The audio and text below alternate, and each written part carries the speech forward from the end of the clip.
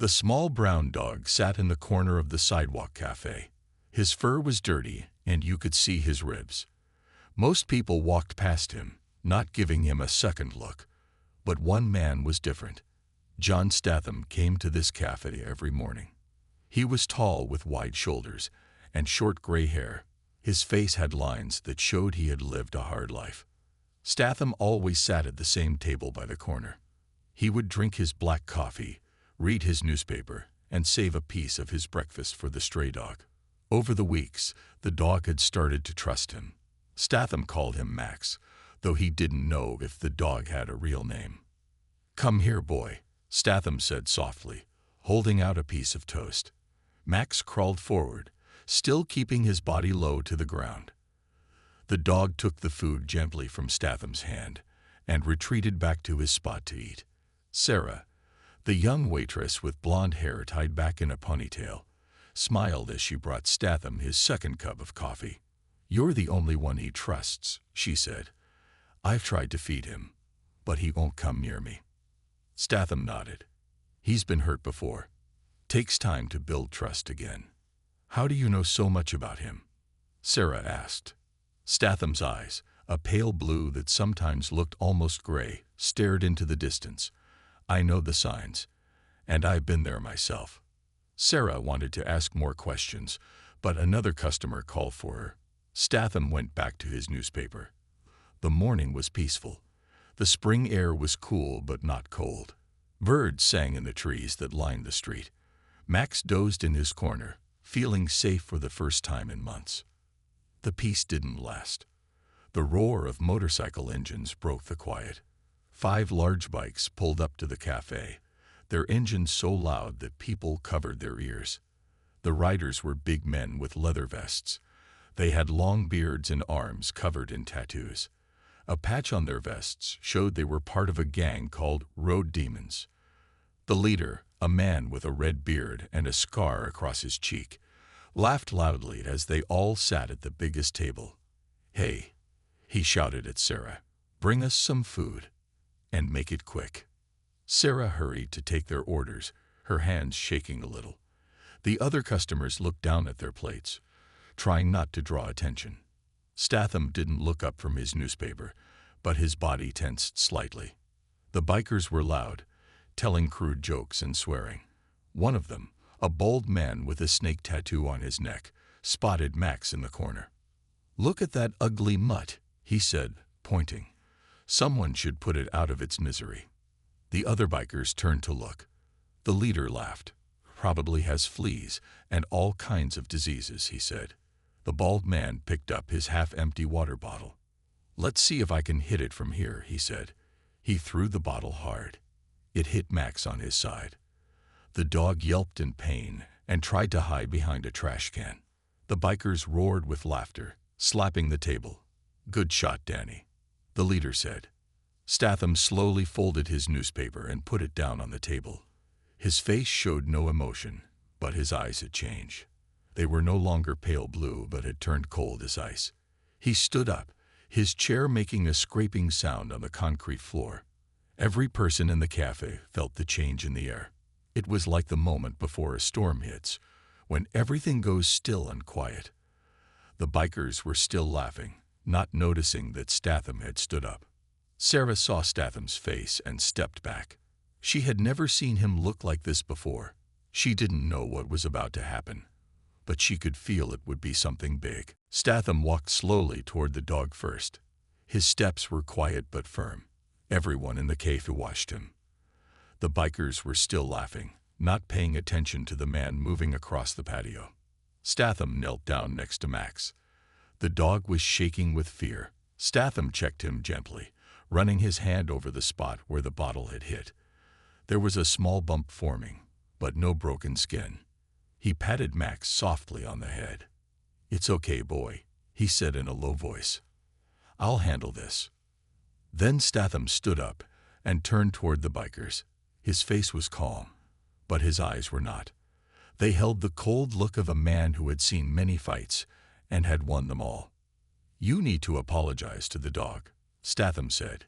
His voice was not loud, but it carried across the now silent cafe. The bikers stopped laughing and looked at him. For a moment, they seemed confused that someone would speak to them this way. "What did you say, old man?" the leader with the red beard asked. "I said, apologize to the dog," Statham repeated. He didn't blink or look away.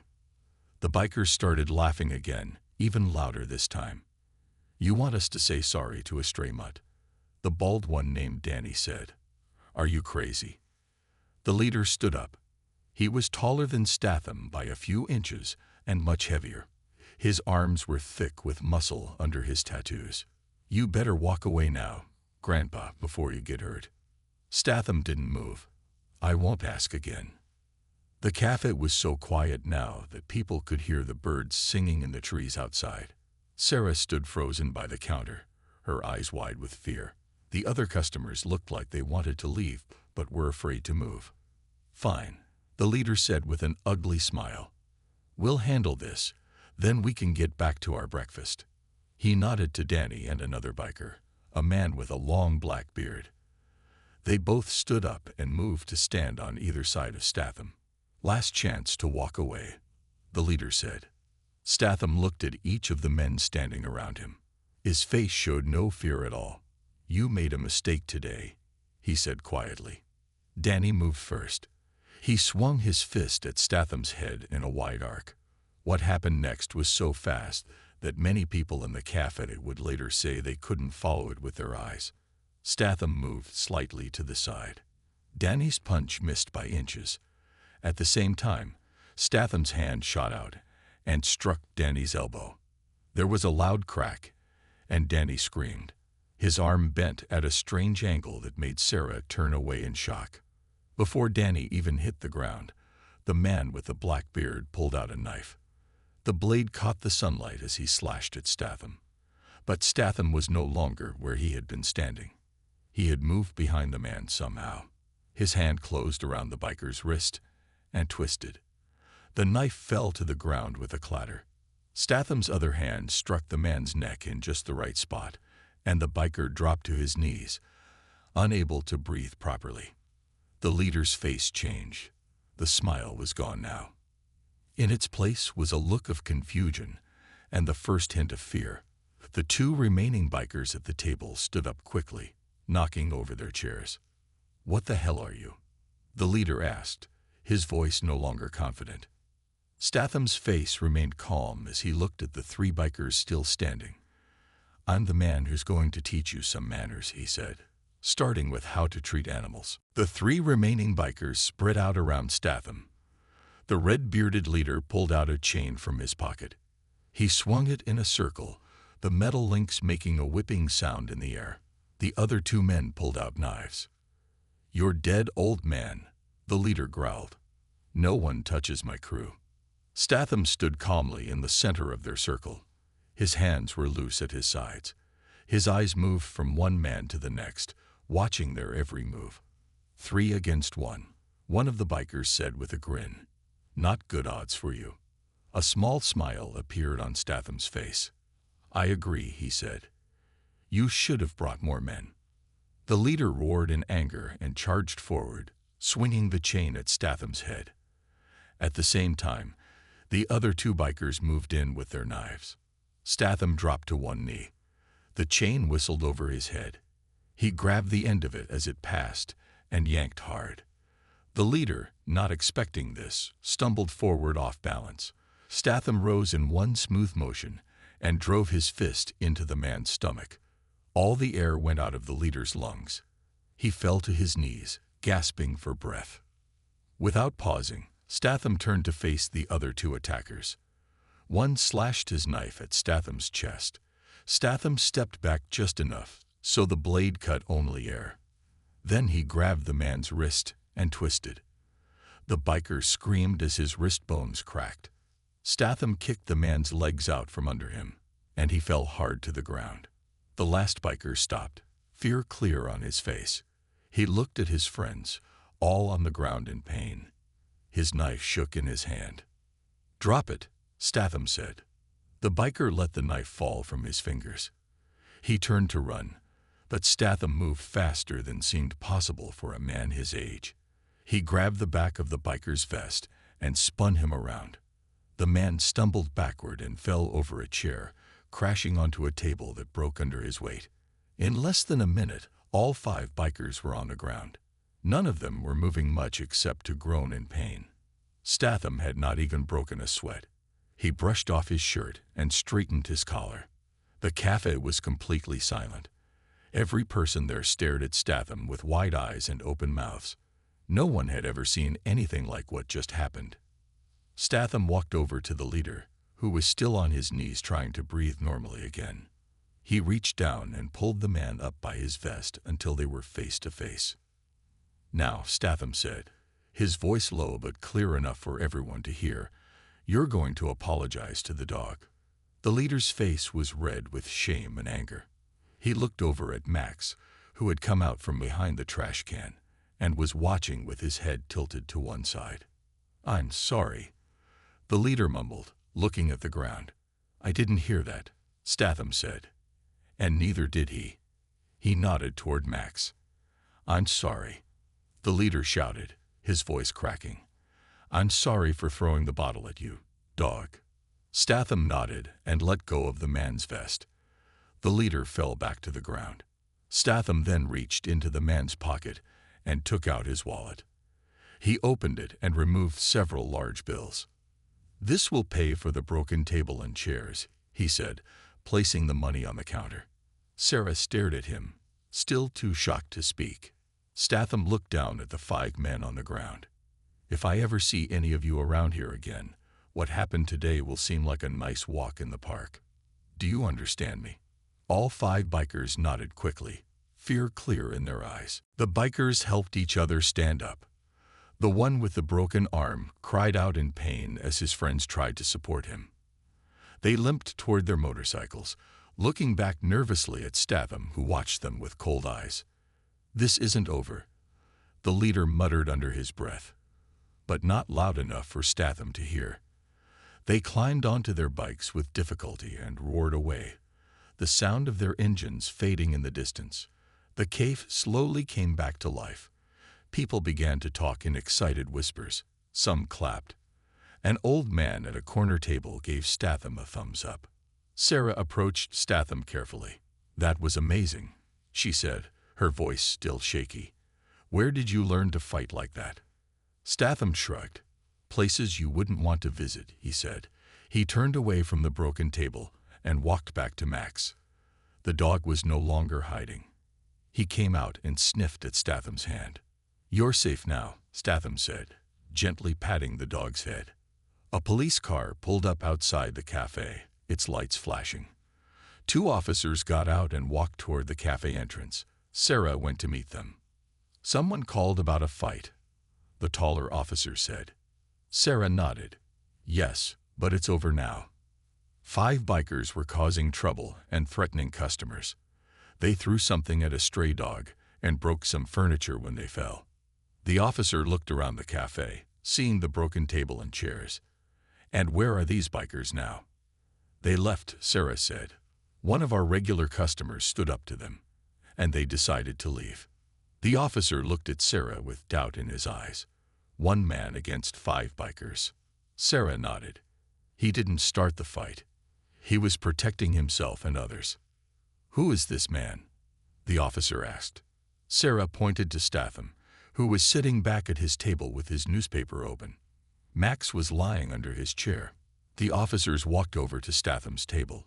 "Sir, we need to ask you some questions," the taller one said. Statham looked up from his paper. "Of course, officer."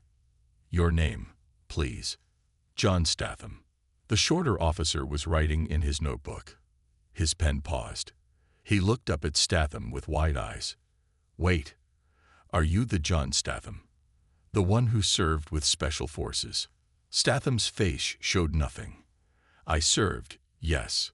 The officers looked at each other. The taller one leaned down and said something quiet to his partner. Then he turned back to Statham. "Mr. Statham, we've heard about what happened here. It seems like a clear case of self-defense. The owner doesn't want to press charges for the broken furniture since it's been paid for." Statham nodded. "Good. "Then we're done here." "Yes, sir," the taller officer said, his tone suddenly more respectful. "Thank you for your service." The officers left, and the cafe returned to normal. People went back to their meals, though many kept looking at Statham with new interest. Some of the younger customers were searching on their phones, trying to find information about John Statham. Sarah brought Statham a fresh cup of coffee. "It's on the house," she said. She also placed a bowl of water on the ground for Max. "Thank you," Statham said. "So, you were in Special Forces?" Sarah asked.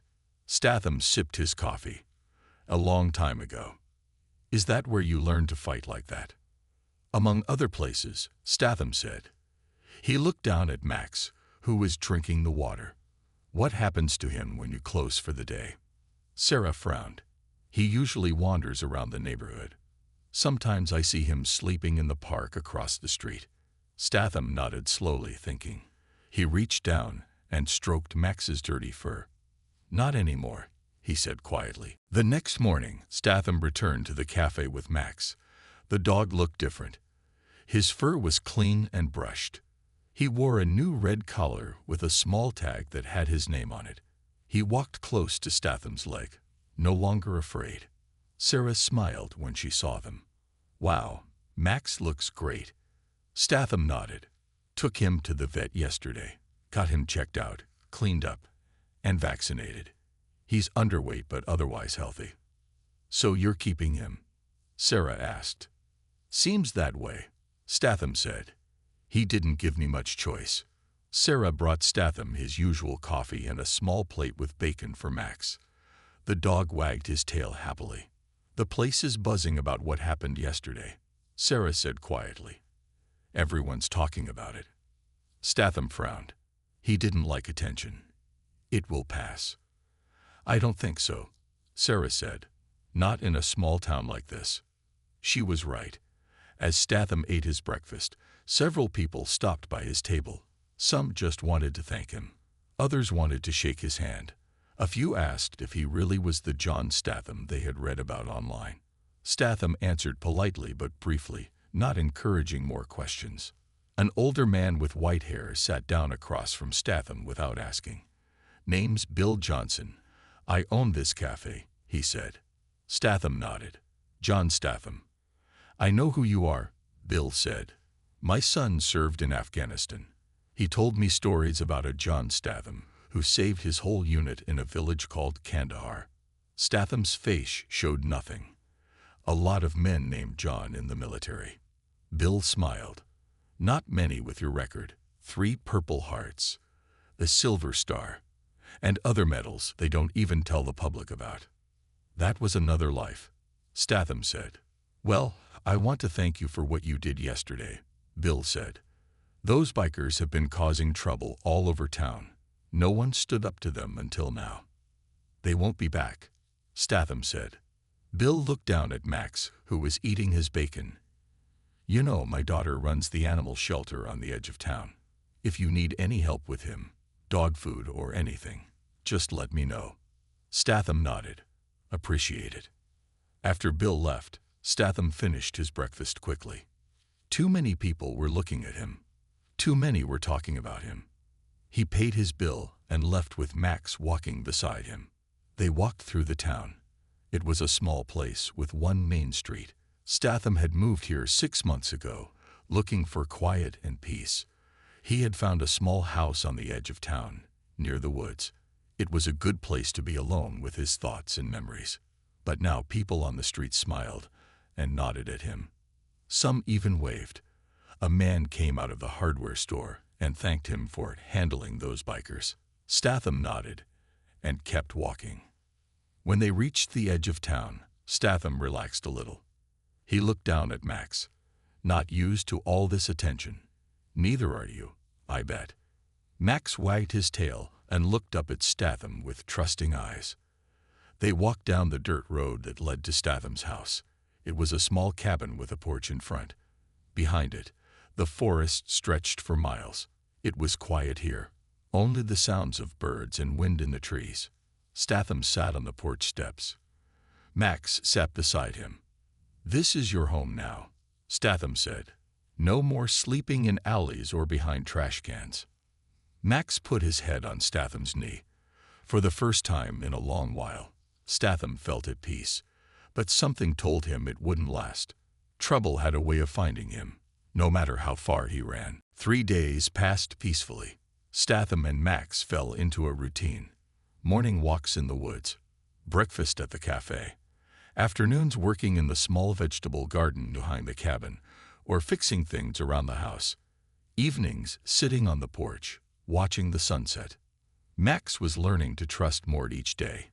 He no longer jumped at sudden noises. He slept on a dog bed next to Statham's, though sometimes in the middle of the night, Statham would wake to find Max had climbed onto his bed. On the fourth morning, Statham and Max walked to town as usual. As they approached the cafe, Statham noticed something was wrong. A crowd of people stood outside. Police cars were parked in front, lights flashing. Statham saw Bill, the cafe owner, talking to a police officer. Bill's face was red with anger. When he saw Statham, he waved him over. "What happened?" Statham asked. "Those bikers came back last night," Bill said. "After we closed. They broke all the windows, spray-painted messages on the walls, destroyed everything inside." Statham looked through the broken window. Tables were overturned, chairs broken. The words, "This is war," were painted in red on the back wall. "Anyone hurt?" Statham asked. Bill shook his head. "No, thank God. But look at this." He handed Statham a piece of paper. It was a note written in rough handwriting. "This is just the start. Tell Statham we're coming for him and his mutt." Statham's face hardened. "Have you called the sheriff?" "He's on his way," Bill said. "But you know how it is around here. Small-town police can't do much against a gang like the Road Demons." Statham looked at the cafe again, then down at Max, who sat quietly at his feet. "This is my fault." "No," Bill said firmly. "It's their fault. They're thugs. They've been terrorizing this town and others for too long." Sarah came over, her eyes red from crying. "What are we going to do?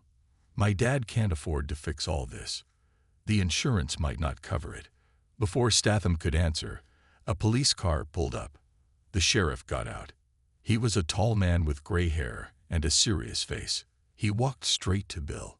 "Hell of a mess, Bill," the sheriff said. "I've got 2 deputies checking other businesses to see if anything else was hit." "Just mine, I bet," Bill said. "It's personal." The sheriff noticed Statham. "You must be Statham. Heard about what happened the other day." He held out his hand. "Sheriff Mike Davis." Statham shook his hand. "This is because of me." Sheriff Davis looked at the broken cafe. "No, this is because some people think they're above the law." He turned back to Statham. "But I should warn you. The Road Demons aren't just a local gang. They have chapters in 3 states. Their leader, a man named Frank Miller, is bad news. Multiple arrests for assault, weapons charges, even attempted murder." "And he's coming here?" Bill asked. "Got word this morning," the sheriff said. "A group of about 20 bikers left their clubhouse in River City. They're headed this way." Sarah gasped. 20 of them." The sheriff nodded. "I've called for backup from the state police, but it will take time." He looked at Statham. "They'll be here before help arrives." Statham's eyes were cold. "How long do we have?" 2 hours. Maybe 3. Statham nodded.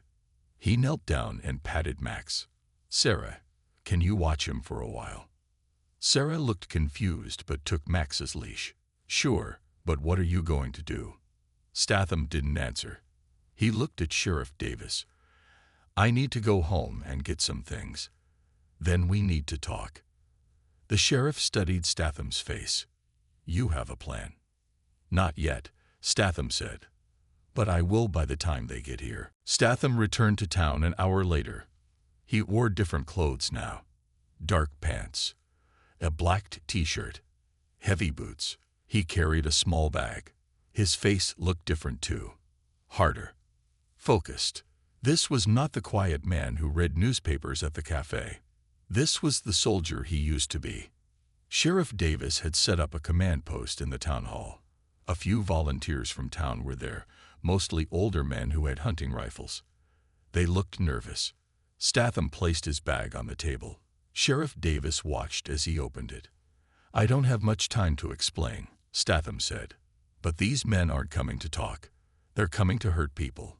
To hurt this town." "How do you know?" one of the volunteers asked. "Because I know men like this," Statham said. "I've fought them before, in different places, wearing different clothes. But they're all the same." From his bag, Statham pulled out a map of the town. "They'll come in from the south," he said, pointing. "Main highway. They'll expect everyone to be waiting for them on Main Street." The sheriff nodded. "That's the plan. Block Main Street. Show them we're ready." "That's what they want," Statham said. "A direct fight. Too many people could get hurt." He pointed to another road on the map. "There's another way. The old logging road. It connects to the highway here before they reach town." Sheriff Davis frowned. "That road's not used anymore. It's probably overgrown." "I checked it," Statham said. "It's passable. If we position men here and here," he pointed to spots on the map, "we can surprise them. Hit them before they reach town." "Hit them how?" the sheriff asked. "I can't let civilians start a gunfight." Statham shook his head. "No guns. We use the terrain. The road runs through a narrow valley. Hills on both sides. Perfect for an ambush." For the next hour, Statham laid out his plan. The sheriff listened, asking questions. The volunteers looked at each other, some doubtful, others determined. In the end, they all agreed it was their best chance. "I still don't like civilians being involved," Sheriff Davis said. "You don't have a choice," Statham replied. "Your backup won't arrive in time, and you don't have enough deputies." One of the volunteers, an old man with a white beard, stood up. "This is our town. We have a right to defend it." Sheriff Davis sighed. "All right, but you all follow Statham's instructions exactly. No heroes." They divided into groups. Each had a specific job. Statham made sure everyone understood what to do. As they prepared to leave, Sarah came in with Max. The dog ran to Statham, tail wagging. "I heard what you're planning," Sarah said. "It's dangerous." Statham knelt down to pet Max. "More dangerous to do nothing." "Please be careful," Sarah said. She hesitated, then quickly kissed Statham on the cheek. "For luck." Statham looked surprised, then nodded. He handed Max's leash back to Sarah. "Keep him safe." "I will," she promised. Outside, trucks were waiting to take the men to their positions. Statham climbed into the sheriff's car. "You've done this before," Sheriff Davis said as they drove. "Set up ambushes." Statham looked out the window at the passing trees. "In another life." "Will it work?" the sheriff asked. "If everyone does their part," Statham said. "If we're lucky." The sheriff gripped the steering wheel tighter. "And if we're not lucky?" Statham's face was grim. "Then it gets messy." The old logging road cut through steep hills. Trees grew close on both sides. Perfect for what Statham had planned. Men were positioned on the hills, hidden among the trees. Others waited at strategic points along the road. Statham and Sheriff Davis hid behind a fallen tree near a sharp bend in the road. From here, they could see without being seen. "They're coming," a man said over the radio. He was stationed at the highway entrance to the logging road. About 20 bikes. They turned onto the logging road, just like you said they would. Statham nodded.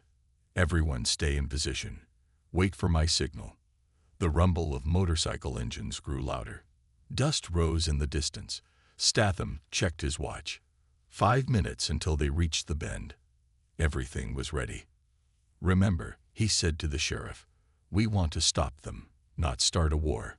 If anyone pulls a gun, things will get bad fast." The sheriff nodded. "My men know to hold fire unless fired upon." Statham looked up at the hills where men waited with ropes and nets. Others were ready with fallen trees to block the road. Simple traps, but effective if timed right. The sound of motorcycles was very close now. Statham could see the first bikes coming around the bend before the sharp turn. At the front rode a large man with a shaved head and a long black beard. He had to be Frank Miller, the leader. Statham picked up his radio. "Now," he said. Men on the hills pulled on ropes. Trees that had been cut most of the way through fell across the road behind the bikers, blocking their retreat. At the same time, ahead of them, other trees fell, blocking the way forward. The bikers were trapped in the middle. Before they could react, men on the hills pulled more ropes. Nets made of strong rope fell on the bikers. Some tried to swerve but lost control on the dirt road. Bikes crashed into each other. Men shouted in confusion. "Now the smoke," Statham said into the radio. Smoke bombs thrown from the hills exploded around the bikers. Not harmful, but thick enough to cause confusion. Bikers coughed and shouted, unable to see clearly. Statham stood up. Time to move in. He and the sheriff, along with 10 deputies and volunteers, moved down to the road. They wore masks to protect from the smoke. Each carried zip ties to restrain the bikers. In the confusion, many bikers were easily captured. Some fought back, but were quickly overwhelmed by the greater numbers. Statham moved through the smoke like a ghost, taking down bikers with quick, precise strikes. Some never saw who hit them. Frank Miller, the leader, managed to stay on his bike. He gunned the engine and aimed for a small gap between the fallen trees. He might have made it through if Statham hadn't stepped into his path. Miller tried to run him down. Statham waited until the last second, then stepped aside while throwing something at the front wheel of the bike. It was a stick, perfectly timed. It caught in the spokes of the wheel. The bike flipped forward. Miller flew over the handlebars and crashed hard onto the dirt road. Before he could get up, Statham was on him, pressing a knee into his back. "Stay down," Statham said. Miller struggled. "Do you know who I am?" he growled. "I know exactly who you are," Statham said, cinching zip ties around Miller's wrists. "A bully who picks on those weaker than him, even dogs." Miller twisted his head to look at Statham. "This isn't over. I have friends in places you can't imagine." Statham leaned down close to Miller's ear. "So do I," he whispered. "And mine are much scarier than yours." The sheriff came over. The smoke was clearing now. All around them, bikers were being led away in zip ties. Not a single shot fired, the sheriff said with relief. Statham nodded. Sometimes the best victories are the quiet ones. 1 week later, the cafe was open again. New windows had been installed. Fresh paint covered the walls. Tables and chairs had been replaced. It looked better than before. Statham sat at his usual table with Max lying at his feet. The dog wore a new collar with a small medal attached to it. The mayor had given it to him as honorary town protector. People thought it was a joke, but Max wore it proudly. Sarah brought Statham his coffee.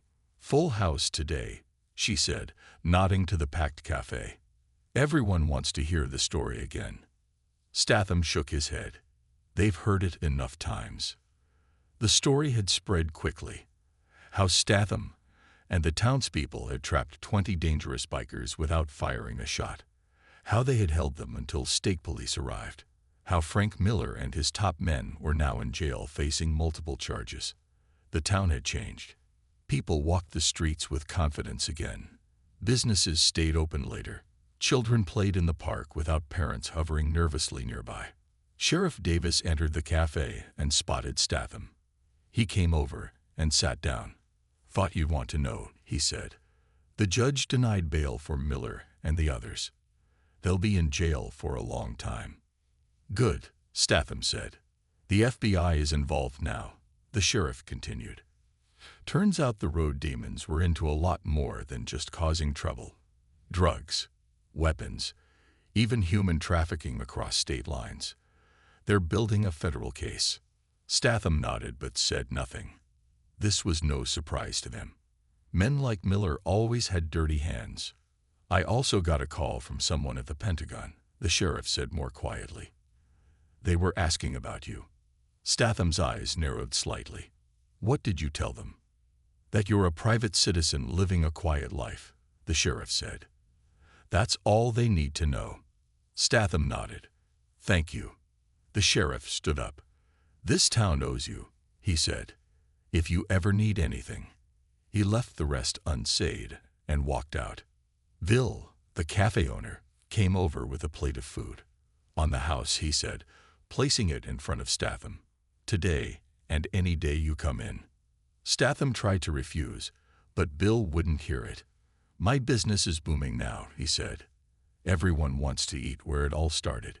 You gave this town back its courage. After Bill left, Sarah sat down across from Statham. So, she said, are you staying? Statham looked at her. I was thinking about moving on. Towns get small when too many people know your name. Sarah's face fell. Oh. But Statham looked down at Max, who stared up at him with trusting eyes. Max seems happy here. He's made friends. Statham looked back at Sarah. So have I. Sarah smiled. Good, because I was thinking maybe we could have dinner sometime.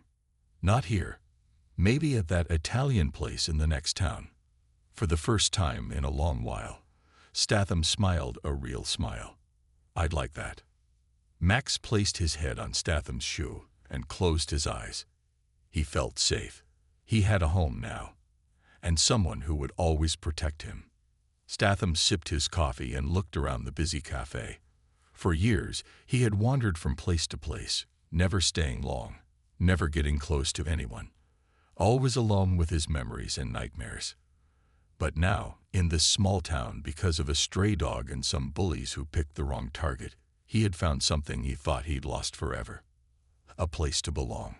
Sarah reached across the table and placed her hand on his. You know, they're already talking about making you the Grand Marshal of the town parade next month. Statham groaned, but there was a smile behind it. Max opened one eye, as if he was smiling too. Some things were worth staying for. Some fights were worth fighting. And sometimes, standing up for those who cannot stand for themselves leads you exactly where you need to be. The end.